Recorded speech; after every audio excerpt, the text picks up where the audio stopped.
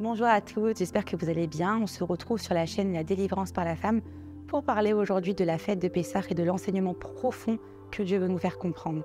Il est très intéressant de comprendre pourquoi les Juifs sont sortis de Pessah, grâce à quel événement, principalement, et également pourquoi mange-t-on de la matzah, et également quel élément profond Moshe Rabbeinu a effectué de différent d'une autre personne de l'histoire qui a fait que lui a été le leader et la personne qui a pu délivrer le Ham Israël. Alors on va d'abord commencer par parler tout simplement de l'environnement de Mitzraïm, dont les Juifs ont été assujettis par Pharaon, et comprendre quel était leur état d'esprit à l'époque. Bien, il y a certaines pensées qui nous diront qu'ils étaient esclaves, mais en fait, c'est quoi cet esclavage? On parle d'esclaves, mais en réalité, effectivement, ils étaient soumis à Pharaon. Mais au préalable, ils vivaient très bien en Égypte.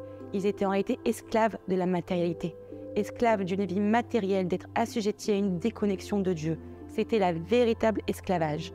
Ensuite, quand Pharaon a compris l'importance et la grandeur du peuple d'Israël, alors dans ce cas-là, il a renforcé les travaux et ils ont été soumis à un véritable esclavage physique. Mais au préalable, c'était réellement les empêcher de se connecter à Dieu. Comment? En ayant une vie tellement agréable matériellement qu'on ne pensait même pas à la connexion avec Hachem, et ça a été l'erreur du peuple juif. Maintenant, comment se fait-il que les Bnei Israël ont pu sortir d'Égypte? Par quel mérite?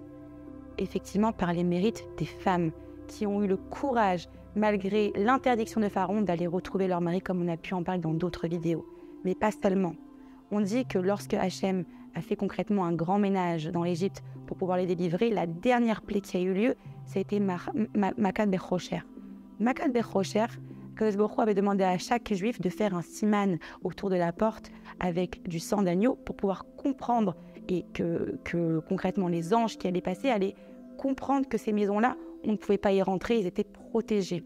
Mais cette maison, on parle d'une maison, mais on sait bien que au cours de la Torah, lorsque Dieu parle à travers les textes et à travers les commentaires qu'il existe, il y a toujours la première image, mais il y a toujours une image cachée. Les choses ne sont jamais dites directement parce que Dieu veut toujours nous pousser à la compréhension, à la réflexion, à une forme d'introspection via la Torah et via soi-même. Parce que tout le but, c'est de nous faire travailler en nous, c'est de pouvoir vraiment nous dépasser. Donc si on nous expliquait tout facilement, il n'y aurait pas de travail en profondeur sur nous.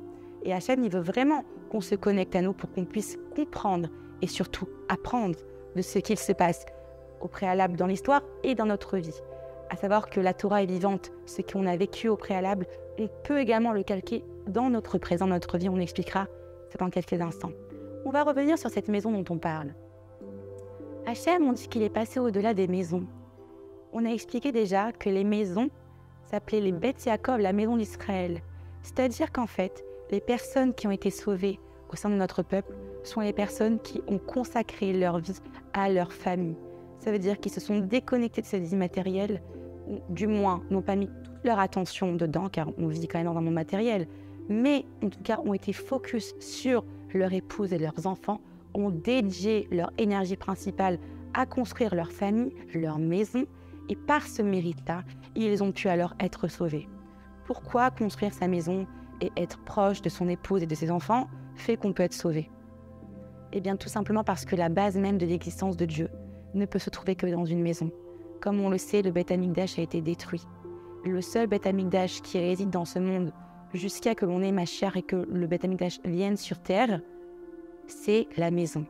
On dit que chaque petit foyer juif correspond à un Beth Amikdash. Donc, automatiquement, la maison, la famille, c'est le lieu le plus kadosh. D'ailleurs, quand on décrit une maison, eh bien, chaque endroit de la maison correspond à une partie du Beth Amikdash. Et l'endroit le plus kadosh et le plus grand, c'est la chambre à coucher des époux, qui est le Kodesh à Kodashim. Pourquoi et pour quelle raison? Tout simplement car c'est le moment où la présence divine peut résider dans le couple et descendre dans la maison et effectuer une protection.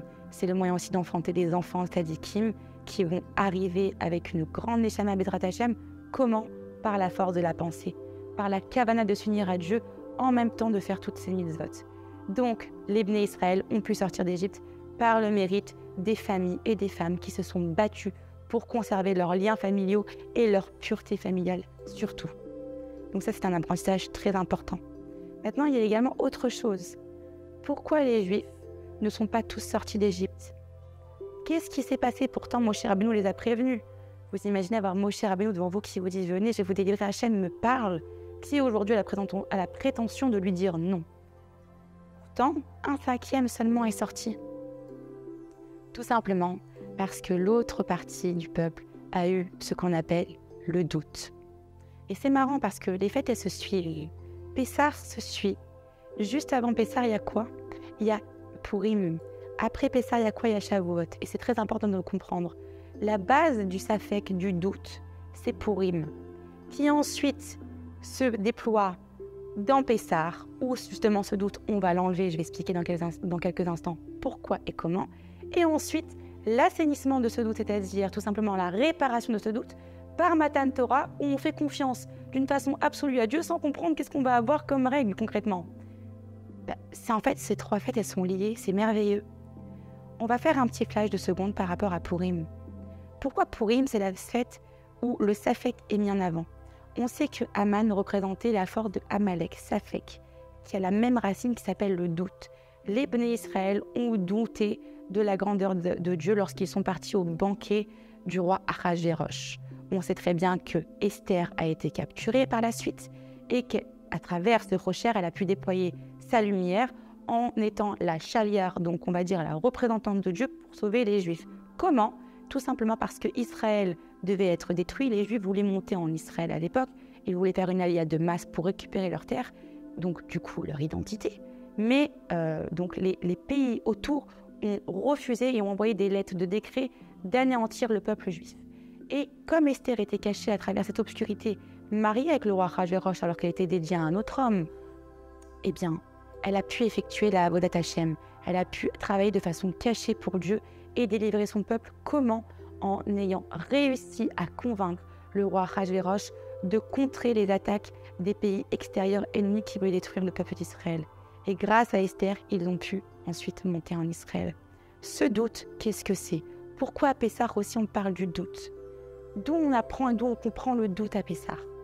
On le comprend avec la matzah. Pourquoi la matzah? La matzah n'a pas levé, tout simplement. Pourquoi elle n'a pas levé? Car tout ce qui lève, c'est du vent. Le vent, c'est quoi? N'existe pas, n'est pas palpable, on ne peut pas l'attraper le vent. Ça vient, ça part, c'est du roar. Contrairement à du pain qui est bien solide. Hachem, il a voulu nous dire là, à ce moment-là, au moment de la sortie d'Égypte, comprenez une seule chose, les Bnei Israël, et on peut l'appliquer même dans notre génération. Si vous voulez vous connecter à Dieu et faire votre Avodat Hashem réel, et surtout réussir votre mission dans ce monde, parce qu'on a tous une mission, une Avodat Hashem spécifique à faire par rapport à nos traits de caractère, à nos midotes, à l'influence qu'on peut avoir par rapport aux gens, à notre comportement, à l'aide vers autrui, eh bien cela peut arriver uniquement si on arrête de douter. Pourquoi? Parce que le doute, c'est du vent. Le doute, tout simplement, arrive uniquement s'il y a un vide, un creux en nous.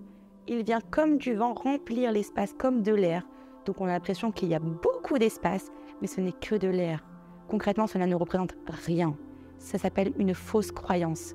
Et cette fête de Pessah vient nous apprendre que le doute n'a pas sa place. Qui maintenant représente l'inverse du doute à travers Pessah? Bien Moshe Rabbeinu.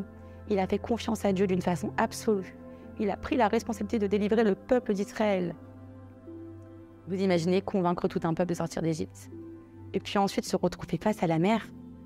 Incroyable. Mais il y a autre chose à comprendre. Comment se fait-il que Dieu a ralenti le temps pour la montée de la Matzah, mais a accéléré le temps lorsque les Bnei Israël ont voulu prendre leurs souvenirs d'Égypte? Et là, on a quelque chose à apprendre de formidable. Akadosh Baruch Hu a fait exprès d'accélérer le temps au moment de la sortie d'Égypte pour pas que les Bnei Israël puissent prendre des souvenirs. Pourquoi? Pourtant, d'apparence, prendre un souvenir, c'est agréable. Ça nous fait rappeler un moment, un bon moment. Ils ont sûrement aussi dû avoir des bons moments là-bas. Hachem, il a dit non. Là-bas, c'était pas l'endroit ni la façon que j'avais envie que vous viviez. Donc maintenant, vous allez oublier tout le passé, faire un reset complet sur votre passé pour véritablement comprendre l'attente que j'ai de vous. Et le seul moyen pour les Bnei Israël de pouvoir se déraciner de l'enracinement de Pharaon et de leur matérialité a été de laisser le passé derrière soi, de lâcher le passé. Et on retrouve la même chose face à la mer. On est face à la mer, de l'autre côté, il y a Pharaon et les Égyptiens qui viennent nous attaquer. On doit laisser de côté et avancer vers la mer. avancer vers ce qu'on appelle l'inconnu et faire confiance à Dieu. Et l'inverse du doute, ça s'appelle le bitachon. Et quelle est la personne qui représente ce bitachon à travers l'histoire de la sortie d'Égypte? C'est Nachshon, qui a fait confiance pleinement à Dieu et qui a eu la croyance profonde de croire que malgré l'obstacle qui était devant soi, tout était possible. Il n'a pas eu de doute.